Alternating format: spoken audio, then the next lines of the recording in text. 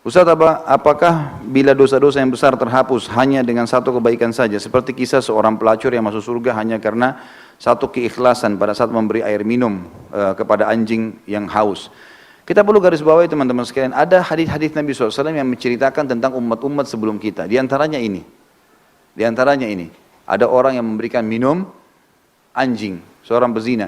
Kemudian akhirnya dia dimasukkan surga. Itu kuasa Allah, rahmat Allah. Tapi sebagian ulama yang saya pernah baca mengatakan ini adalah kisah umat sebelum kita. Dan setiap syariat berbeda-beda kan. Seperti di zaman Nabi Musa alaihissalam ada orang kalau mau bertobat bunuh diri. Gitu kan. Allah mengatakan dalam Al-Quran surah Al-Baqarah, "Faqtulu anfusakum." Bani Israel di dalam Musa alaihissalam dalam ajaran Taurat, kalau mereka buat dosa besar, zina, riba, mereka kalau mau tobat bunuh diri. Kalau kita nggak ada kan hukum itu. Jadi tidak semuanya ditarik sebagai sebuah hukum. Karena kalau ini dipegang sebagai sebuah hukum, nanti orang bilang, tuh berzina aja minum anjing, bisa dimaafkan sama Allah. Baik, kita berzina saja, kemudian pulang malam-malam, lagi mabuk, lagi zina segala, cari anjing, bidikan air. Nah, kan bisa orang salah gunakan begitu kan? Bisa nggak? Bisa.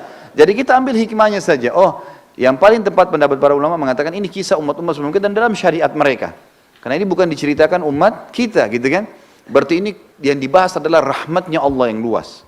Mudah-mudahan Allah maafkan. Tapi ini tidak bisa jadi tolak ukur teman-teman. Kayak tadi saya bilang, oh berarti kalau kita satu kebaikan bisa menghapuskan semua dosa kita. Karena jelas sekali syarat dalam Islam, ya, kalau mau taubat nasuha dari dosa besar kayak zina adalah 3 syarat mutlak. Tinggalkan seketika, gitu kan? Kemudian sesali dan janji sama Allah tidak mengulanginya. Seperti itulah. Nah.